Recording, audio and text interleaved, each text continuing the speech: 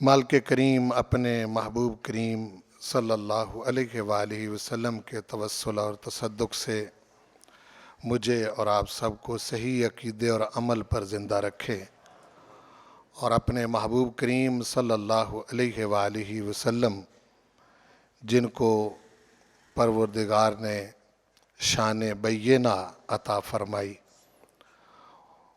ان کی غلامی، محبت، اطاعت اور اتباع میں زندہ رکھے، اور اسی غلامی میں ہم سب کو موت نصیب کرے، اور زندگی بھر بے ادبی اور گستاخی سے محفوظ رکھے۔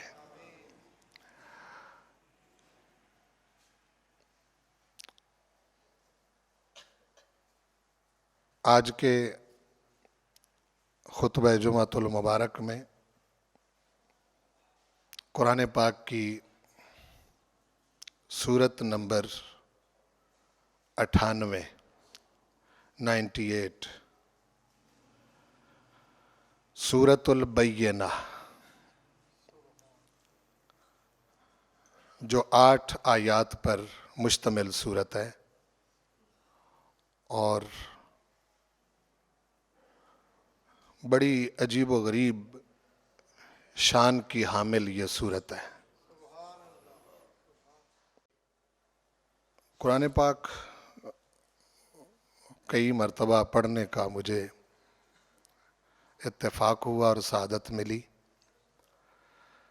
لیکن بعض اوقات کئی چیزیں نظروں سے اوجھل رہتی ہیں۔ میں اس سورہ پاک کو پڑھ رہا تھا تو البینہ پر میرا ذہن ٹک گیا، اور پھر میں نے اس کے اندر وہ انوار و تجلیات دیکھے اس سورت کے اندر کہ جب سے میں نے آج کے جمعۃ المبارک کے بیان کے لیے اس کو پڑھا ہے تو کئی بار میں پڑھ چکا ہوں، اور ہر بار نئی لذت محسوس کرتا ہوں۔ اس سورہ پاک کا نام ہے البینہ۔ البینہ اس سورہ پاک کا مرکزی عنوان ہے، اللہ تعالیٰ نے بھی یہی نام رکھا ہے۔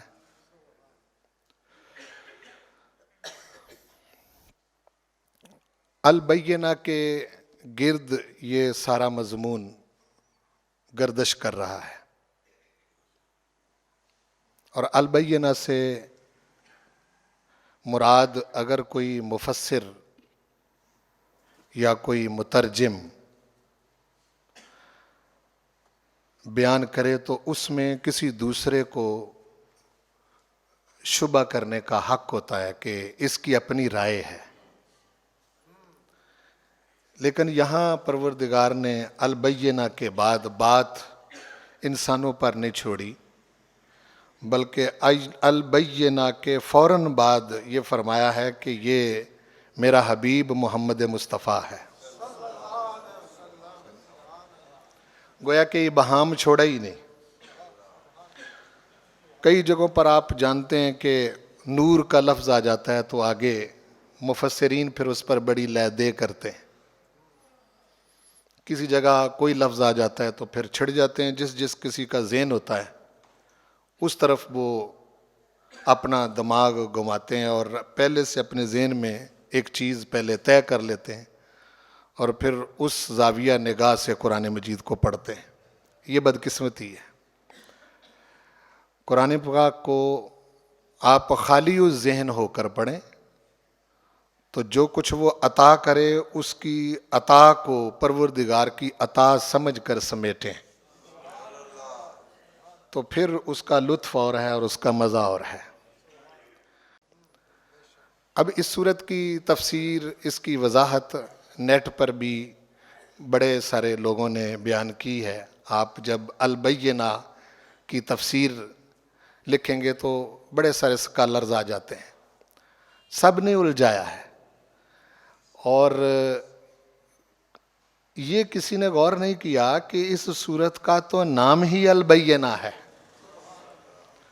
اس کے گرد ساری بات گھوم رہی ہے، اور البینہ سے مراد اور کوئی نہیں، پروردگار خود فرما رہا ہے کہ اس سے میرے محبوب محمد مصطفیٰ مراد ہے۔ یعنی یہ مفسرین کی رائے نہیں ہے. یہ البینہ سے پہلے، البینہ کا معنی روشن دلیل، واضح دلیل، جس دلیل کے آنے کے بعد کسی قسم کا کوئی شبہ نہ رہے، ہر چیز کھل کر سامنے آ جائے اور واضح ہو جائے. یعنی ابہام کوئی نہیں، اگر اندھیرے ہیں تو چھٹ جائیں، اگر کسی کے ذہن پر کوئی غبار ہے تو وہ بھی ختم ہو جائے، کسی کی الجھن ہے وہ دور ہو جائے، کسی کی کوئی پریشانی ہے تو وہ پریشانی دور ہو جائے. جس بھی قسم کی کوئی الجھن ہے، البینہ کے آنے کے بعد وہ الجھن نہیں رہتی.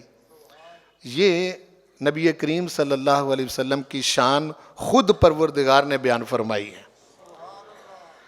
گویا کہ حضور علیہ الصلوۃ والسلام کے آنے سے پہلے کیا حالات تھے وہ بھی اس صورت میں بیان ہوئے. آپ آئے تو کس شان سے آئے اس کا بھی ذکر اس میں ہے. آپ کے آنے کے بعد دنیا دو حصوں میں تقسیم ہو گئی. بڑی صاف بات اس صورت میں کی گئی. ایک وہ ہیں جنہوں نے اس البینہ محمد رسول اللہ صلی اللہ علیہ وسلم کا انکار کر دیا، ان کا کیا انجام ہوا. اور ایک وہ ہیں جنہوں نے البینہ کو مان لیا اور البینہ نے جو کچھ ان کو کہا اس پر وہ عمل کرتے رہے. ان کو کیا پروردگار نے عطا کیا، یہ سب بڑا کھول کر پروردگار نے اس سورہ پاک کے اندر بیان فرمایا ہے. یہ پس منظر ہے. مجھے معلوم ہے کہ ہمارے جمعۃ المبارک میں ایسے لوگ بھی آتے ہیں کہ جو میرا بیان سننے کے بعد جا کے پھر دوسروں کو سنتے ہیں، اور یہ بھی مجھے معلوم ہے کہ وہ میرے بیان کرنے کے بعد جا کے مختلف تفسیروں کا بھی مطالعہ کرتے ہیں، چونکہ مجھ تک یہ خبر پہنچی ہے. اور وہ مجھے پھر لکھ کر بھی بھیجتے ہیں، اپنی رائے بھی بیان کرتے ہیں کہ جی فلاں صاحب نے یہ کہا ہے، فلاں صاحب نے یہ کہا ہے. میں اپنا مشرب بتا دوں، جس طریقہ کار کا میرا ذہن ہے اور جس زاویہ نگاہ سے میں سوچتا ہوں وہ ضروری ہے. میں اس منبر پر بیٹھ کر آپ کو الجھانا نہیں چاہتا. یہ میرا ذہن ہی نہیں ہے کہ میری گفتگو مکمل ہونے کے بعد کوئی شخص جو ہے وہ الجھ کر چلا جائے کہ جی سمجھ ہی نہیں آئی، پتہ نہیں یہ بات صحیح ہے یا یہ بات صحیح ہے.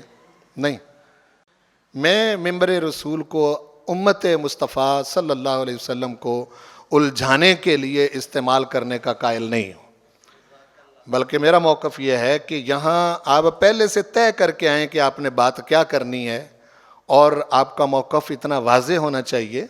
آپ کی رائے سے کوئی اتفاق کرے تو فابہا، کوئی اختلاف کرے تو اس کو اختلاف کرنے کا بھی حق ہے. وہ دلیل کے ساتھ بات کرے، ہم اس کی بات سننے کے لیے تیار ہیں.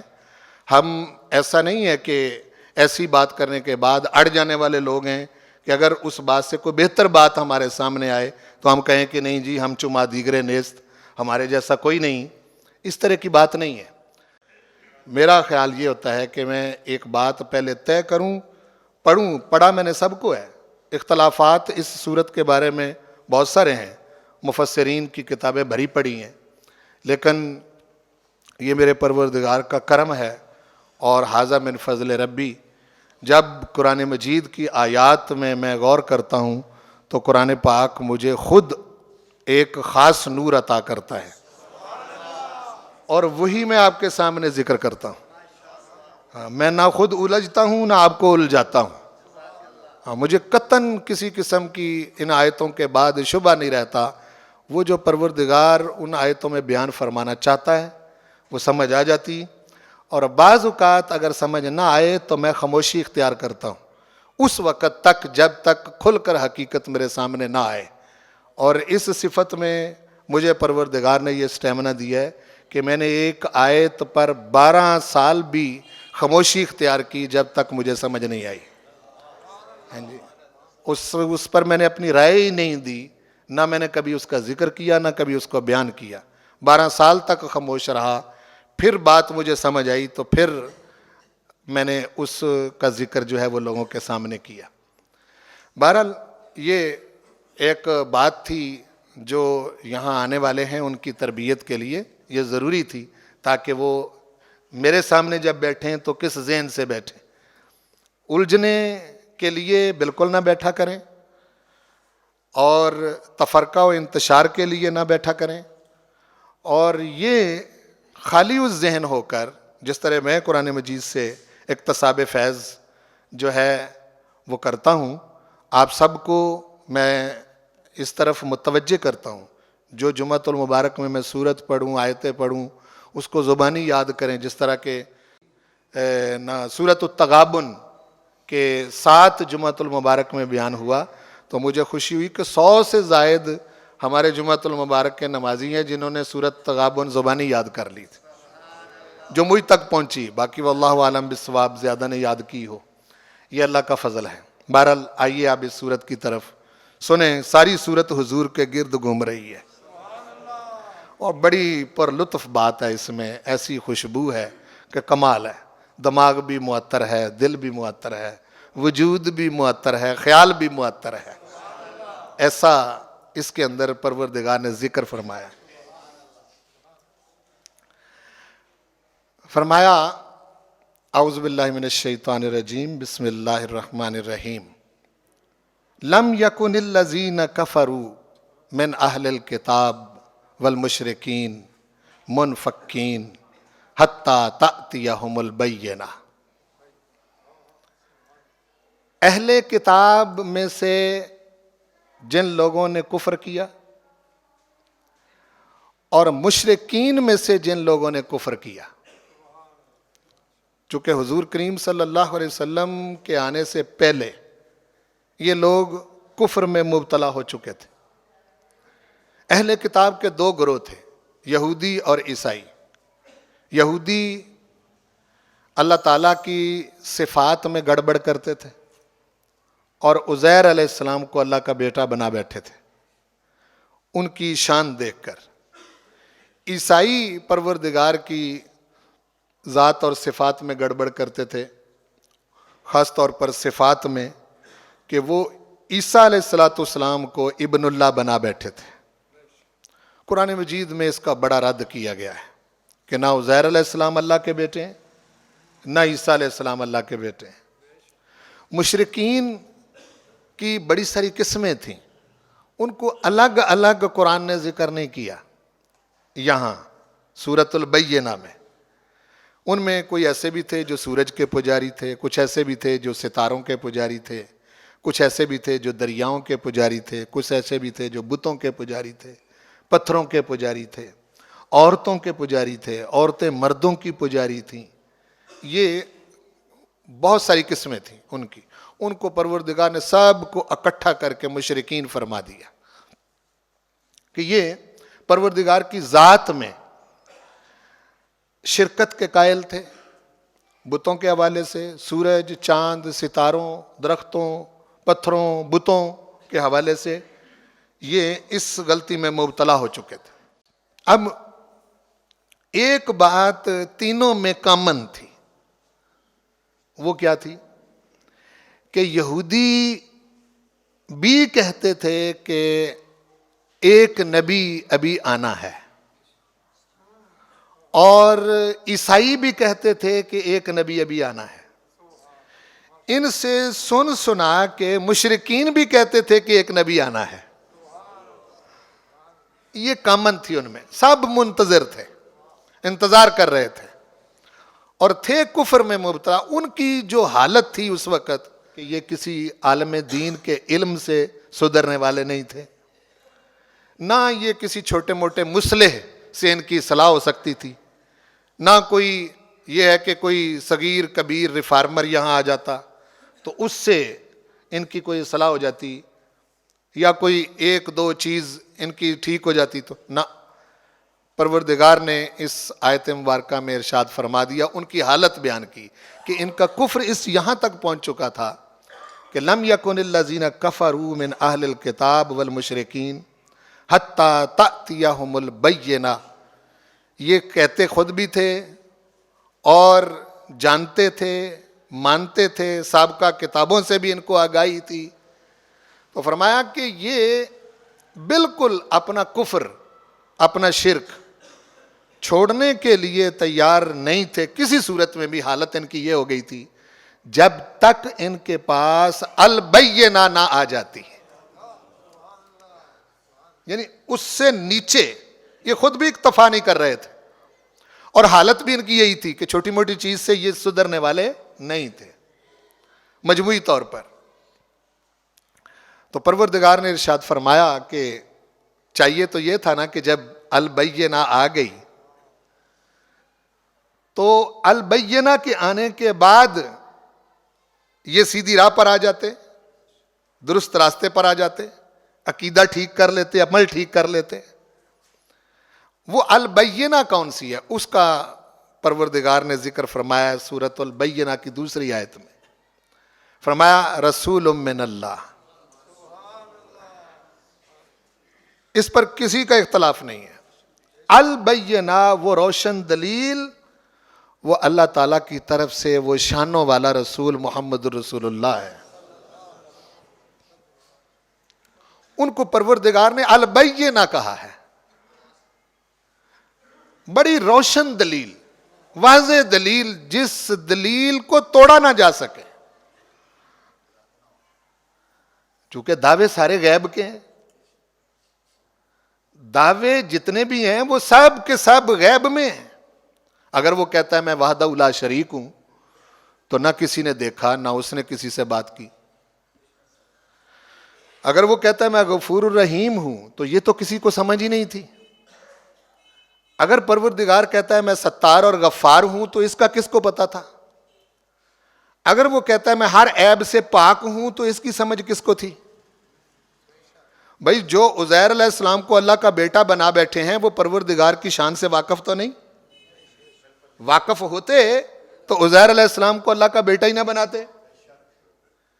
اگر وہ واقف ہوتے کہ پروردگار کی نہ اولاد ہے, نہ وہ کسی کا باپ ہے, نہ اس کی بیوی ہے, نہ اس کا خاندان ہے, نہ اس کا کوئی ہمسر ہے, اگر ان کا یہ عقیدہ ہوتا تو وہ حضرت مریم اور حضرت عیسیٰ علیہ الصلوۃ والسلام کی طرف الوہیت کی نسبت تو نہ کرتے. اس کا مطلب یہ ہے کہ وہ واقف ہی نہیں تھے کہ اللہ کون ہے. پروردگار کی ذات اور اس کی صفات سے ناآشنا تھے, سمجھ نہیں تھی ان کو. سمجھانا کس نے تھا؟ پچھلے نبی بھی سمجھاتے رہے یہی بات, لیکن وہ تو گزر چکے ہیں. 571 سال ہو گئے ہیں عیسیٰ علیہ الصلوۃ والسلام کو گئے ہوئے. تو اب جو البینہ صلی اللہ علیہ وآلہ وسلم بن کے تشریف لائے, قرآن پاک کی اس مقام پر بڑا واضح فرمایا رسول من اللہ. یہ اللہ کے رسول محمد مصطفیٰ صلی اللہ علیہ وآلہ وسلم ہیں. البینہ حضور ہیں, آپ اللہ کی دلیل ہیں. کیا کہہ رہا ہوں میں؟ آپ اللہ کی دلیل ہیں. خود پردے میں ہے وہ ذات, وہ کسی کے سامنے نہیں آتا. آتا ہے کسی کی اس سے ملاقات ہوتی نہیں. اس کی دلیل محمد رسول اللہ صلی اللہ علیہ وسلم, خود پروردگار فرما رہا ہے یہ میرا حبیب البینہ ہے. اور یہ فرما رسول من اللہ, یہ میری طرف سے میری دلیل ہے. بولو یہ میری طرف سے میری دلیل ہے. دنیا نے کبھی ایسا انسان نہیں دیکھا ہوگا کہ شرک کے ماحول میں پیدا ہو, ہر طرف ظلم اور جبر ہو, بچپن گزارے, لڑکپن گزارے, جوانی گزارے, 40 سال کا عرصہ گزارنے کے بعد اسی ماحول میں رہے, اسی ماحول میں پروان چڑھے اور ایک بار بھی جھوٹ نہ بولے, کسی کی امانت میں خیانت نہ کرے, جو اسے دیکھے بس اس کا ہو جائے. ایسا محبوب اسی ماحول میں. اور پھر کہتے ہیں نہیں تربیت کرنے والے, تربیت کرنے والا باپ ہوتا ہے, وہ تو ولادت سے پہلے چلے گئے. ماں ہوتی ہے وہ 6 سال کی عمر میں چلی گئی, 2 سال بعد دادا جی چلے گئے. رسول کریم صلی اللہ علیہ وسلم یہ پروردگار کی البینہ ہے, روشن دلیل ہے. اتنی روشن دلیل کہ حضور کو دیکھنے سے خدا کا پتہ چلتا ہے. آپ کی ذات اور صفات سے پروردگار کی سمجھ آتی ہے. وہ کہتا ہے مجھ سے سچا کوئی نہیں. قرآن پاک میں فرمایا ومن اصدق من اللہ حدیثا ومن اصدق من اللہ قیلا. نہ حدیث میں نہ قول میں مجھ سے سچا ہے ہی کوئی نہیں. اللہ فرما رہا ہے مجھ سے سچا کوئی نہیں. پروردگار تیرے سچ کا کیسے پتا چلے کہ تو سچا ہے؟ تو فرمایا میں نے اپنے سچ پر دلیل اس سچے نبی کو بنایا ہے. ان کو دیکھو، ان کی ذات سے کبھی جھوٹ صادر ہوا؟ کبھی کوئی کذب بیانی ہوئی؟ جس ماحول میں یہ پلے بڑے جوان اور 40 سال کی عمر تک پہنچے ہیں، جب سب مان رہے ہیں تو اس ماحول میں اس طرح کی وجود کو خلق کرنے والا کتنا سچا ہوگا؟ یہ دلیل ہے. تو حضور کو فرمایا البینہ، وہ دلیل ہے واضح روشن. کس کی؟ اللہ کی. آپ کو مان کر اللہ کو مانا جا سکتا ہے، آپ کو مان کر جنت دوزخ کو مانا جا سکتا ہے، آپ کو مان کر فرشتوں کو مانا جا سکتا ہے، آپ کو مان کر آخرت کو مانا جا سکتا ہے، آپ کو مان کر قبر کو مانا جا سکتا ہے، آپ کو مان کر اچھی بری تقدیر کو مانا جا سکتا ہے، آپ کو مان کر مرنے کے بعد دوبارہ جی اٹھنے کو مانا جا سکتا ہے. آپ درمیان میں نہ ہو تو کسی شے پر ایمان باقی نہیں رہتا. تو فرمایا رسول من اللہ، یہ البینہ یہ اللہ کی طرف سے شانوں والا رسول ہے. رسول پر جو تنوین ہے اس کو علماء نے لکھا ہے یہ تنوین تفخیم ہے. تنوین تفخیم اس کو کہتے ہیں کہ جب وہ کسی اسم پر آ جاتی ہے تو اس میں عظمت، رفعت اور شان کا معنی پیدا ہوتا ہے. رسول من اللہ، یہ اللہ کی طرف سے شانوں اور عظمتوں والا رسول ہے. محمد رسول اللہ صلی اللہ علیہ وآلہ وسلم. فرمایا اس محبوب کی، اس البینہ، اس رسول من اللہ صلی اللہ علیہ وسلم کی صفت کیا ہے، کیا شان ہے ان کی؟ فرمایا یتلو صحفا مطہرہ، یہ محبوب پاک صحیفے تلاوت کرتا ہے. صحفن کہا، صحیفہ کی جمع ہے. اور علماء نے لکھا ہے کہ قرآن مجید 114 صحیفوں پر مشتمل ہے. ہر سورت الگ ایک صحیفہ ہے، ہر سورت الگ صحیفہ ہے. تو یہ یتلو صحفم مطہرہ، مطہرہ اس لیے کہا اس کی عظمت اور پاکیزگی کا عالم یہ ہے کہ اگر عورت ناپاکی کی حالت میں ہو تو اس کو چھو نہیں سکتی، بندہ بے وضو ہو تو اس کو ہاتھ نہیں لگا سکتا، اور جو یہ ہے جسمانی طور پر اس کے قریب آنا، بولو جسمانی طور پر بندہ بے وضو ہو تو قرآن پاک کو چھو نہیں سکتا، عورت ناپاکی کی حالت میں ہو تو اس کو چھو نہیں سکتی. یہ جسمانی طور پر بندہ ناپاک ہو تو اس کے قریب نہیں آتا. باقی جو اس کے اندر ہے، بولو جو اس کے بارے میں خود قرآن کہتا ہے لا یأتیہ الباطل من بین یدیہ ولا من خلفہ، باطل اس کے آگے پیچھے سے کبھی اس کے قریب آ ہی نہیں سکتا، اس کے قریب کبھی آ ہی نہیں سکتا. اتنا پاکیزہ کلام ہے، مطہرہ، طہارت والا کلام ہے، صاف ستھرا کلام ہے، نجاست اس کے قریب نہیں آتی، شک اس میں نہیں ہے، لا ریبہ فیہ، شبہ ہے ہی نہیں اس میں، کسی قسم کا شبہ نہیں. یہ نہیں فرمایا کہ اس کو پڑھنے والے شبے میں نہیں، پڑھنے والا شبے میں جا سکتا ہے. وہ جائے، بارش جب برستی ہے تو یکساں برستی ہے، سڑک پر بھی برستی ہے، میدانوں پر بھی برستی ہے، کھلیانوں پر بھی برستی ہے، روڑیوں پر بھی برستی ہے. بارش کے برسنے کے بعد کئیوں جگہ سے خوشبو آتی ہے، اور بارش کے ہی برسنے کے بعد کئی سینوں سے بدبو آتی ہے. یہ پروردگار کے انوار و تجلیات کی بارش ہے قرآن. اس لیے فرمایا یتلو صحفا مطہرہ. محبوب کریم صلی اللہ علیہ وسلم کی شان یہ ہے کہ وہ صحفا مطہرہ پاکیزہ طہارت والے صحیفے تلاوت فرماتے ہیں. یہ صحیفے کس شان کے مالک ہیں؟ فرمایا فیہا کتب قیمہ.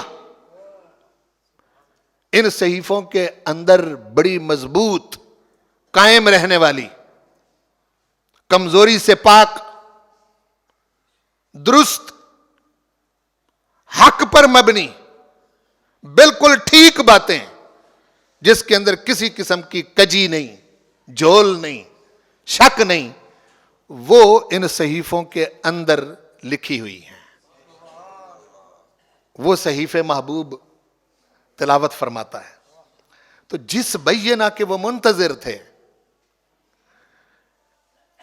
جس بینہ کی وہ بات کر رہے تھے، ان کی کتابیں اس بینہ پر دلالت کرتی تھی. وہ ذکر کرتے تھے. اس کا پہلے پارے میں سورۃ البقرہ میں آتا ہے وَكَانُوا مِن قَبْلُ يَسْتَفْتِحُونَ عَلَى الَّذِينَ كَفَرُوا. جب کافروں کے ساتھ ان کا سامنا ہوتا تو وہ رسول کریم صلی اللہ علیہ وسلم کا واسطہ دے کے اللہ سے فتح مانگا کرتے تھے. تو فلما جاءہم، جب حضور آ گئے، ما عرفوا، پھر انہوں نے پہچانا نہیں. فلما جاءہم ما عرفوا کفروا بہ، پہچانا نہیں تو انکار کر گئے. تو پروردگار ارشاد فرماتا ہے لعنت اللہ علی الکافرین. پہلے انتظار کرتے رہے، جب سامنے آگے تو انکار کر بیٹھے، ایسے کافروں پر بھی اللہ کی لعنت ہے. خود پروردگار ارشاد فرما رہا ہے. تو فرمایا کہ یہ محبوب کی شان ہے، سب کچھ وہ لے کے آئے ہیں، بین چیزیں تمہارے پاس لائے ہیں. صحف مطہرہ تلاوت کرتے ہیں اور ان میں مضبوط اور روشن اور کجی سے پاک درست باتیں جو ہیں وہ لکھی ہوئی ہیں.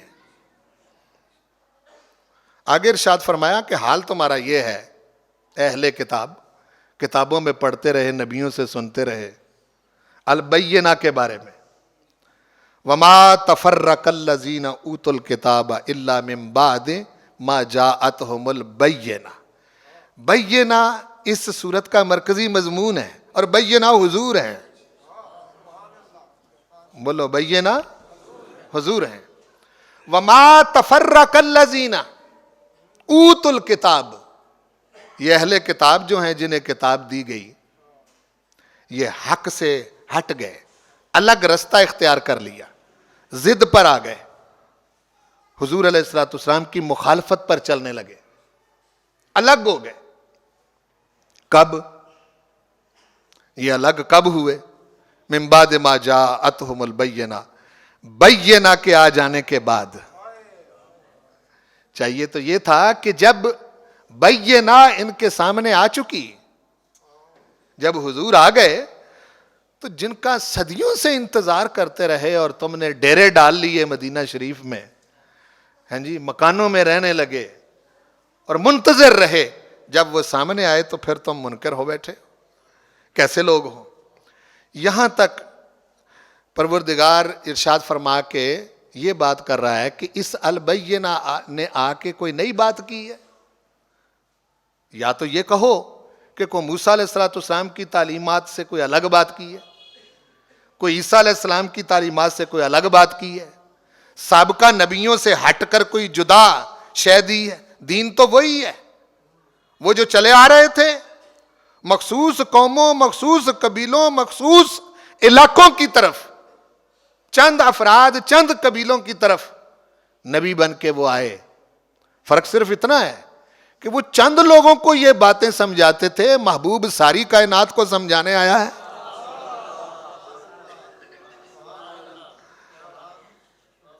یہ فرق ہے. بات وہی ہے جو پچھلے نبی کرتے رہے، کوئی نئی بات نہیں ہے. وما امروا الا لیعبدوا اللہ مخلصین لہ الدین حنفاء. کیا کہا گیا ہے انہیں بھائی؟ کیا حکم دیا گیا سوائے اس کے؟ یہی بات کی گئی کہ یعبد اللہ، اللہ کی عبادت کرو، مخلصین لہ الدین، اس کے لیے دین کو، اطاعت کو خالص کرتے ہوئے، حنفاء، یکسو ہو کر، ہر باطل سے کٹ کر، ہر غلط چیز سے الگ ہو کر، ہر باطل سے جدا ہو کر اس محبوب پر تم ایمان لاؤ، اللہ کی عبادت کرو، ہر چیز سے الگ ہو کر اللہ کی عبادت کرو۔ وہ وحدہ لا شریک ہے، اس کی ذات جیسا کوئی نہیں، اس کی ذات جیسی کسی کی ذات نہیں، اس کی صفات جیسی کسی کی صفات نہیں، وحدہ لا شریک ہے۔ اسی پروردگار کی عبادت کروانے آیا ہے یہ محبوب۔ اس نے کیا تمہیں یہ کہا ہے کہ میری عبادت کرو؟ اور بتاؤ عیسائیوں، اہل کتاب سے بات ہو رہی ہے، بتاؤ یہودیوں، اس وقت کے لوگوں، بتاؤ کیا یہ حبیب تمہیں یہ کہہ رہا ہے کہ میری عبادت کرو، یا اللہ کے سوا کسی اور کی عبادت کرو، یا اللہ کو چھوڑ کر کسی اور کے بندے بن جاؤ؟ یہ تو نہیں کہا۔ یہ تو محبوب یہی کہہ رہا ہے کہ آؤ میری غلامی اختیار کرو، میری اطاعت کرو، میری اتباع میں آ جاؤ، میرے طریقے پر چلو اور اللہ کے بندے بن جاؤ، اللہ کے۔ یہی بات تمہیں موسیٰ کہتے رہے، یہی بات تمہیں عیسیٰ علیہ السلام کہتے رہے، یہی بات داؤد و سلیمان کہتے رہے علیہم السلام، یہی بات تمہیں ابراہیم علیہ السلام، اسحاق، یعقوب اور یوسف علیہم السلام کہتے رہے، یہی بات تمہیں نوح، صالح علیہ السلام کہتے رہے، یہی بات آدم علیہ السلام لے کر زمین پر اترے تھے۔ اس وحدہ لا شریک کے سوا تو کوئی عبادت کے لائق ہے ہی نہیں۔ یہی تو محبوب توحید کو کمال تک پہنچانے آیا ہے۔ جتنا توحید پر فوکس رسول کریم صلی اللہ علیہ وسلم نے کیا ہے، اتنا تو دنیا کے اندر کسی نے کیا ہی نہیں ہے۔ سمجھ رہے ہیں بات کو؟ اور دیکھو نا بھائی، عیسائی الجھ گئے، یہودی الجھ گئے، لیکن رسول کریم صلی اللہ علیہ وسلم کے وجود سے کیا کیا کچھ صادر ہوا جو عیسیٰ علیہ السلام سے بھی بڑھ کر تھا۔ حضور کے وجود سے کیا کیا کچھ صادر ہوا جو موسیٰ علیہ السلام سے بھی بڑھ کر تھا۔ لیکن الحمدللہ والشکر للہ، حضور علیہ السلام نے اپنی امت کو ایسا توحید کا جام پلایا ہے کہ یہ امت آج بھی اس پروردگار کو وحدہ لا شریک مانتی ہے۔ یہ سبق پڑھایا ہوا ہے حضور کا۔ اللہ پاک ارشاد فرما رہا ہے، یہ جو البینہ میرا حبیب ہے، یہ تمہیں یہی تو سکھانے آیا ہے، اس کے علاوہ تمہیں اور باقی رہا کہ اس البینہ سے کٹ کر تم اگر اللہ کو ماننا چاہو گے، یہ بھی سمجھنے والی بات ہے۔ اگر اس البینہ اور اس حبیب سے الگ ہو کر تم اللہ تک پہنچنا چاہو گے تو پھر تمہارا مجھے وحدہ لا شریک ماننا بھی قبول نہیں۔ میں وحدہ لا شریک جا کا جو عقیدہ تم رکھتے ہو، اس حبیب کے واسطے سے مجھے مانو گے، پھر تمہیں کہوں گا یا ایھا الذین آمنو، اے مان لینے والو۔ کس کو مان لینے والو؟ خدا کس نے دیکھا ہے؟ اگر وہ وحدہ لا شریک ہے تو بتایا کس نے ہے؟ اگر وہ قدوس ہے تو پتہ کس نے بتایا ہے؟ اگر ملک ہے تو کس نے بتایا ہے؟ اگر غفار ستار ہے تو کس نے بتایا ہے؟ جبار قہار ہے تو کس نے بتایا ہے؟ سب کچھ رسول کریم صلی اللہ علیہ وسلم نے بتایا، اور حضور ہی تو اللہ کا بندہ بنانے آئے ہیں۔ اگر آپ کسی بندے کو بعض اوقات توحید کا اتنا بخار چڑھ جاتا ہے علیحدہ سے کہ وہ نبی کریم صلی اللہ علیہ وسلم کو کچھ جدا شے سمجھنا شروع کر دیتا ہے، وہ بھائی توحید ہے ہی حضور کے دم قدم سے۔ اگر حضور نہیں ہے درمیان میں تو توحید کیا ہے؟ کون سی توحید ہے جس کو آپ سمجھو گے؟ کوئی نہیں ہے۔ دوسری بات، وما امروا الا لیعبدوا اللہ مخلصین لہ الدین، تمہیں کہا کیا گیا ہے؟ یہی کہا گیا ہے نا کہ عبادت کرو اللہ کی خالص کرتے ہوئے اس کے لیے اطاعت اور دین کو۔ حنفا، ہر چیز سے کٹ کر، الگ ہو کر. وَيُقِيمُ الصَّلَاةَ، اور اس حبیب نے یہی کہا ہے کہ نماز قائم کرو. وَيُؤْتُ الزَّكَاةَ، یہی کہا ہے کہ زکوٰۃ ادا کرو. اللہ کی عبادت، اقامت صلاۃ، ایتائے زکوٰۃ، یہ تو پچھلے نبی بھی یہی بات کرتے رہے. ان نبیوں سے علیحدہ ہو کر اس محبوب نے کون سی بات کی ہے بھائی؟ یہ ان سب کو کہا جا رہا ہے. کس لیے مخالف ہو گئے ہو؟ کس لیے ہٹ گئے ہو؟ کس لیے جدا ہو گئے ہو، علیحدہ ہو گئے ہو؟ وَذَلِكَ دِينُ الْقَيِّمَةِ، اللہ تعالیٰ کی عبادت، اقامت صلاۃ، ایتائے زکوٰۃ، ارشاد فرمایا یہی القیمہ کا دین ہے. کیا؟ القیمہ کا دین. القیمہ کون ہے؟ القیمہ آدم علیہ السلام سے لے کے رسول پاک تک، اور پھر نبیوں کی تعلیمات پر صدیقین، شہداء، صالحین اور انعام یافتہ ہستیاں، اولیاء کاملین، علماء حق اور ملت اسلامیہ کے وہ سپوت جنہوں نے دین اسلام کو حق سمجھ کر اس حق پر ڈٹے رہے، قیمہ، کھڑے رہے، ادھر ادھر کبھی نہیں ہوئے، نہ کبھی ادھر نہ کبھی ادھر، جھول نہیں کھائی، شک میں نہیں پڑے، شبہ میں نہیں پڑے. جب انہوں نے البینہ کو مان لیا تو القیمہ بن گئے. بولو، جب البینہ کو تو القیمہ بن گئے، یعنی کھڑے رہے اس پر. وہ کہتے ہیں کہ پروردگار ہم تجھ کو ایک مانتے ہیں اس لیے کہ تیرے حبیب نے کہا ہے کہ تو ایک ہے. اس پر ڈٹے ہوئے ہیں، کبھی ادھر ادھر نہیں ہوئے. اور اتنی صاف ستھری جماعت ہے یہ رسول کریم صلی اللہ علیہ وسلم کے غلاموں کی. دیکھو، دنیا ہر طرف الجھن میں مبتلا ہے. ہمارے آقا کریم صلی اللہ علیہ وسلم کے خلاف کیا کیا سازشیں کی گئیں.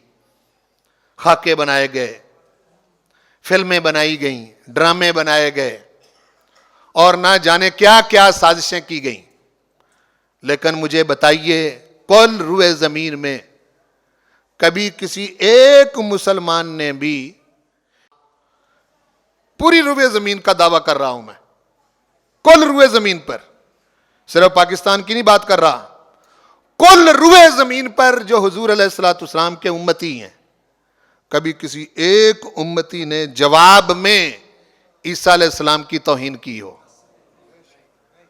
ایک خطے کی بات نہیں کر رہا، جواب میں موسیٰ علیہ السلام کی کبھی بے ادبی کی ہو؟ جواب میں بنی اسرائیل کے نبیوں میں سے کسی نبی کی ادنا سی بھی توہین کی ہو؟ سنا ہے کبھی؟ بولو. یہ ہے القیمہ، یہ ہے القیمہ. یہ سبق حضور نے پڑھایا ہے. اور بولو، یہ سبق مصطفیٰ کریم نے پڑھایا ہے کہ اگر میرے غلام ہو تو عیسیٰ علیہ السلام کی بے ادبی نہیں کرنی، اگر میرے غلام ہو تو موسیٰ علیہ السلام کی بے ادبی نہیں کرنی. کوئی کتنا ہی میرے خلاف ہو جائے، ہوش میں رہنا ہے. وہ جتنے بھی نبی ہیں وہ سب کے سب میری ہی تو بات کرنے آئے تھے، اور میں تمہیں ان کی ذاتوں پر جو کیچڑ اچھالے گئے، میں ہی تو وہ ہوں جو ان نبیوں کے اوپر سے غبار صاف کرنے آیا ہوں. اور غبار صاف کیے حضور نے. کیا کیا کچھ وہ قومیں اپنے نبیوں کو کہتی رہیں. انجیل پڑھی نہیں جاتی، خدا کی قسم، میں صحیح کہہ رہا ہوں. اگر کوئی ہوش میں ہے تو میری بات کو سنے اور پائے. انجیل، میں نے ایک کرسچن تھا، میرے ادارے میں صفائی کرنے آتا تھا، میاں بیوی. میں نے ان کو انجیل میں چند مقامات پر نشان لگا کے دیے. انجیل میں ان کو کہا کہ یہ مقام جو ہیں آپ کو تو نہیں پتہ چلے گا، آپ کسی اپنے بڑے پادری سے یہ پوچھ کے آئیے گا۔ وہ انجیل بھی میرے پاس میرے کتب خانے میں تھی، اسی پر میں نے نشان لگا کے ان کو دیے، بائبل سوسائٹی لاہور کی چھپی ہوئی۔ جب وہ اپنے بڑے پادری کے پاس لے کے گیا تو اس پادری نے کہا کہ تمہیں انجیل کا یہ حصہ پڑھنے کی اجازت کس نے دی ہے؟ سنو ذرا بات کو، انجیل کا یہ حصہ پڑھنے کی تمہیں اجازت کس نے دی ہے؟ کس نے یہ نشان کس نے لگا کے دیے ہیں؟ تمہیں کیسے؟ میں نے کہا کہ اگر یہ کلام اللہ ہے، اگر اللہ کا کلام ہے تو پھر اس میں اجازت والی کون سی بات ہے؟ کیا تم عیسیٰ علیہ السلام کے امتی نہیں ہو؟ اپنے آپ کو ان کا امتی نہیں سمجھتے؟ جی سمجھتے ہیں۔ تو میں نے کہا کہ یہ کیا بات ہوئی کہ اس کا مطلب ہے کہ پادریوں کے لیے الگ انجیل ہے اور عوام کے لیے الگ انجیل ہے؟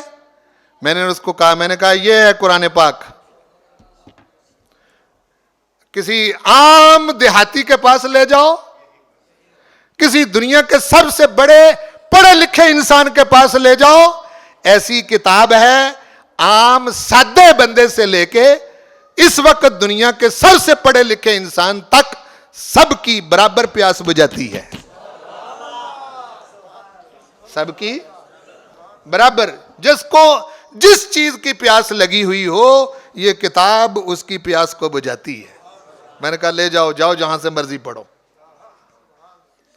ہاں جی، وہ حیران رہ گیا۔ میں نے کہا یہ دین ہے، اور یہ دین قیمہ ہے، دین القیمہ۔ القیمہ، اسی لیے رسول کریم صلی اللہ علیہ وسلم اپنی امت سے بہت محبت کرتے تھے۔